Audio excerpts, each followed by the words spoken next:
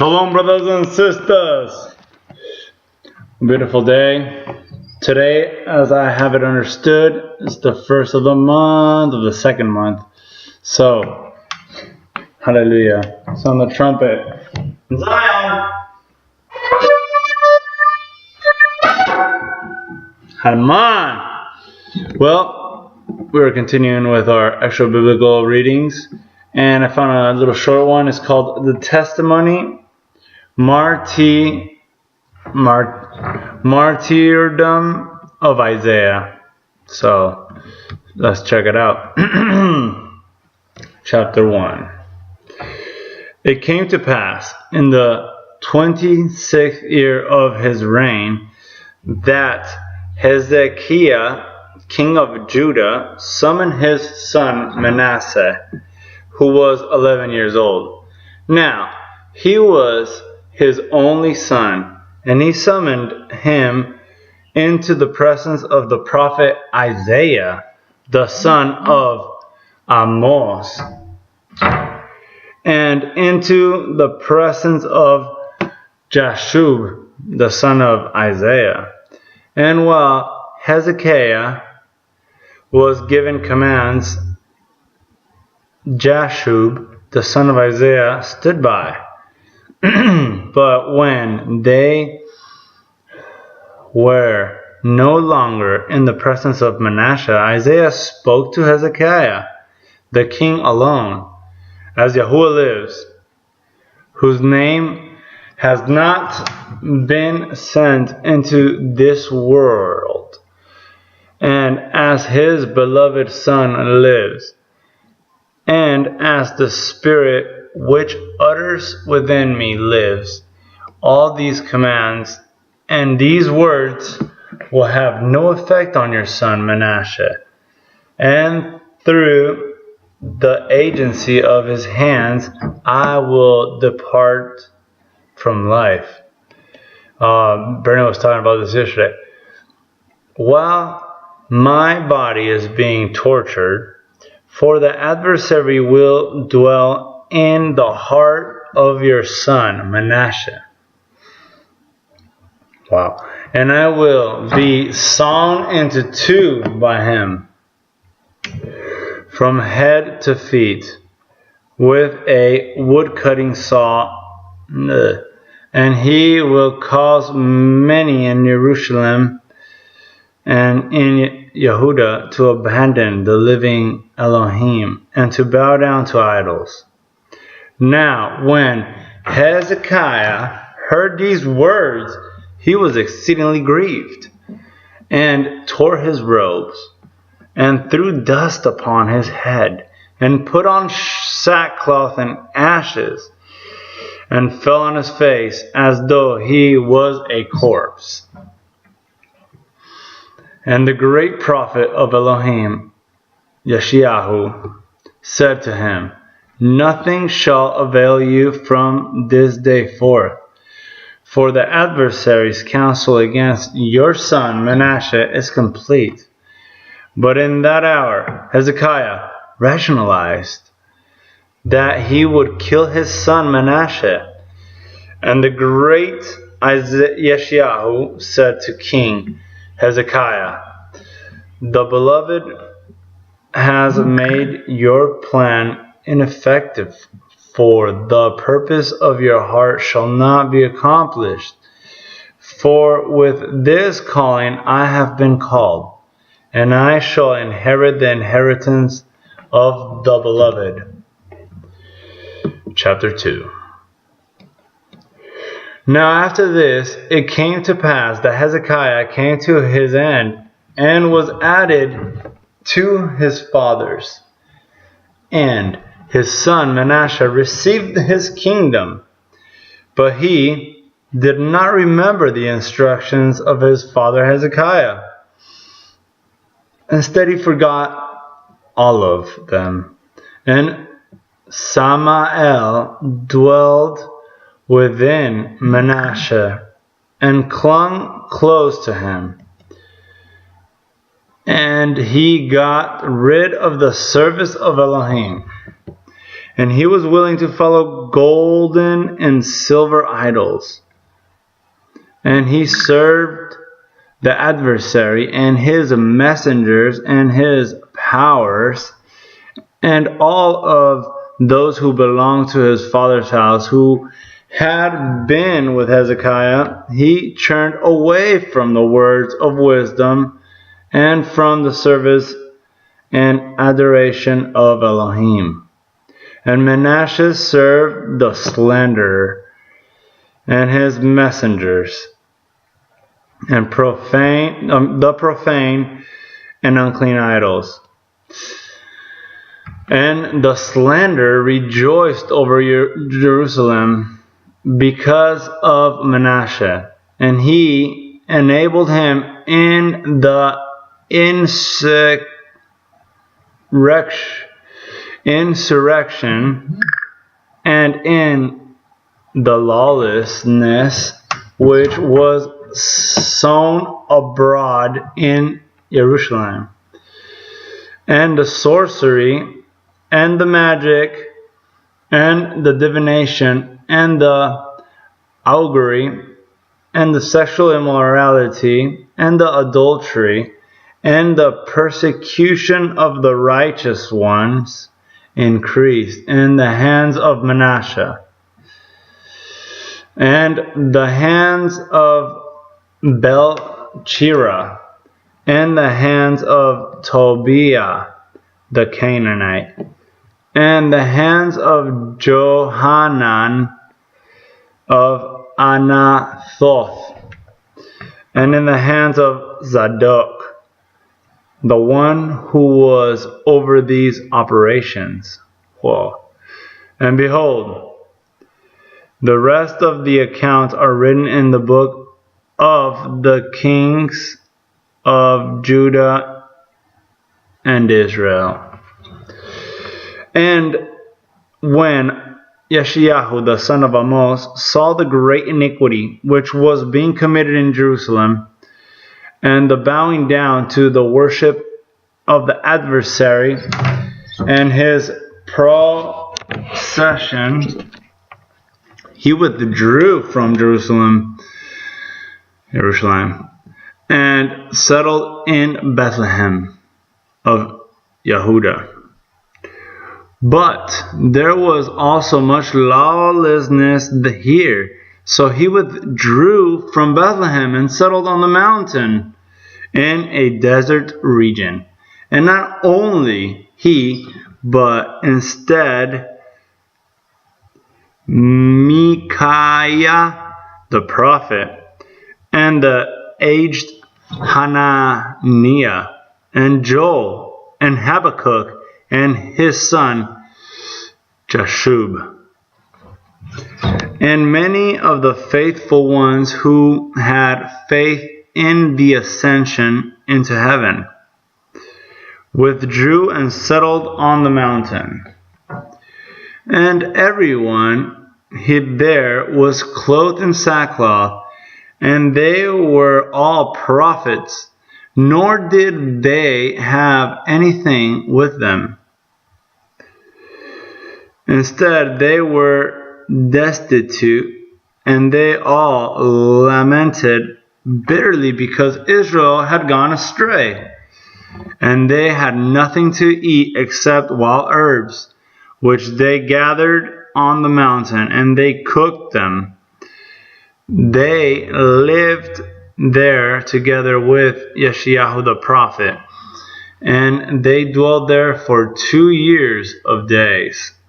And after this, while they were in the desert, there was a certain man in Samaria named Belchira,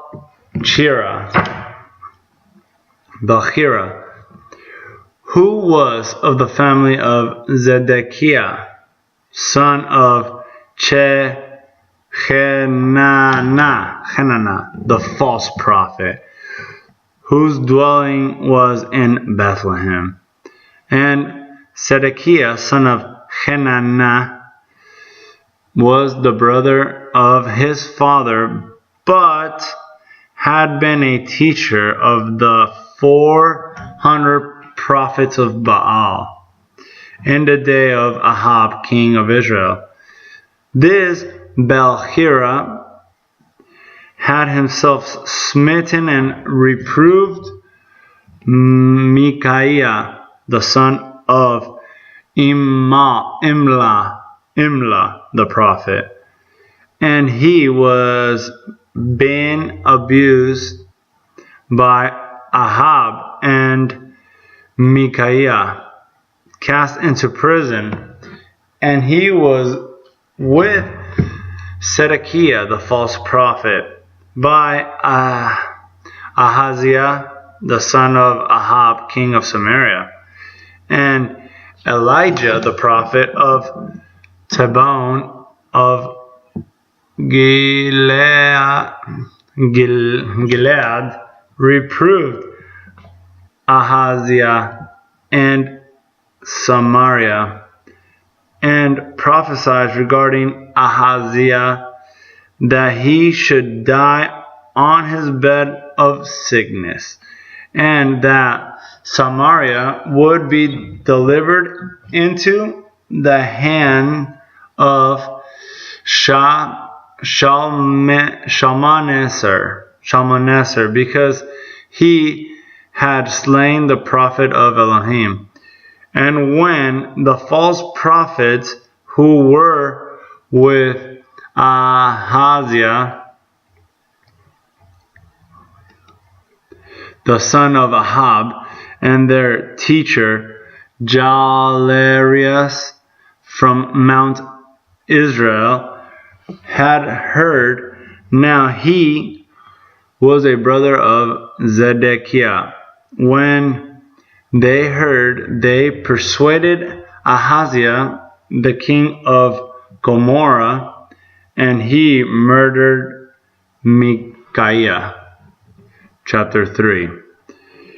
And Balhira discovered and saw the place of Yeshayahu and the prophets who were with him, for he dwelt in the country of Bethlehem, and adhered to Manasseh, and he was a false prophet in Jerusalem, and many Jerusalemites adhered to him, but he was also from Samaria.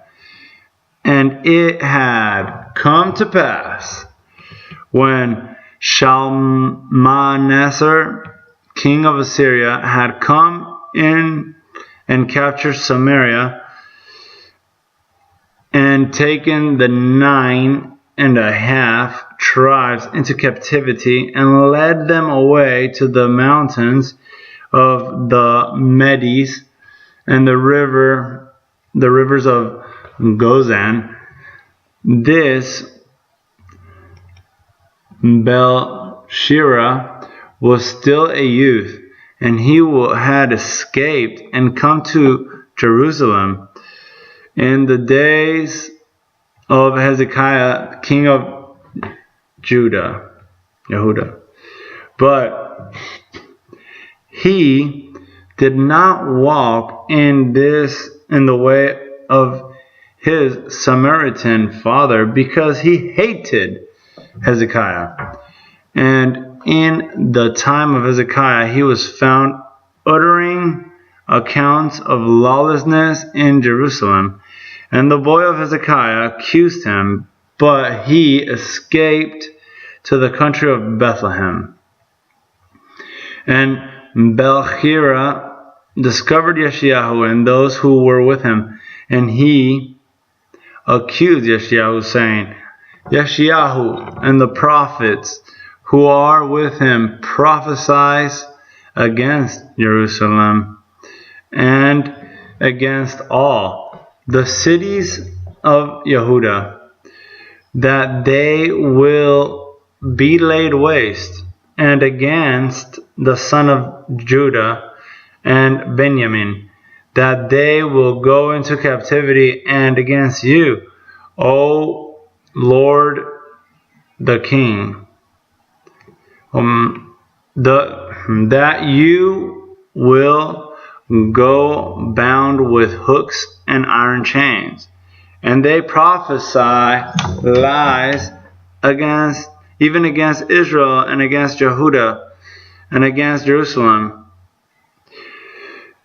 And Yeshayahu himself has stated, I see more than Moses the prophet. For Moses stated, no man can see Elohim and live.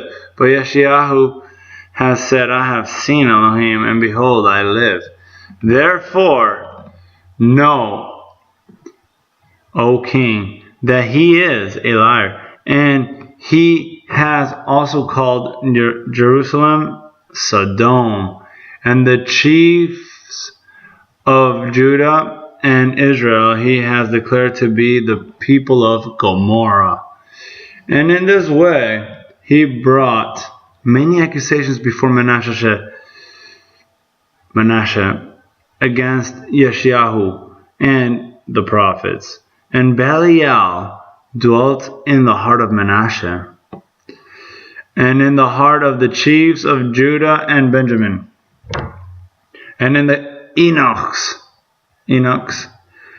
and in the counselors of the king, so that the accounts of Bel-Chira pleased him exceedingly, and he sent and seized Yeshayahu.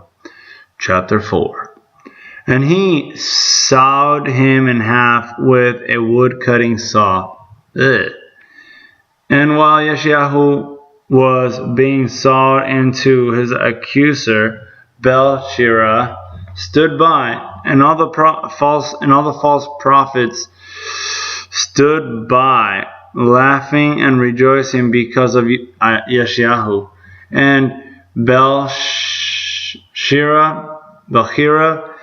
with the aid of Matambuchus, stood up before Yeshayahu, laughing and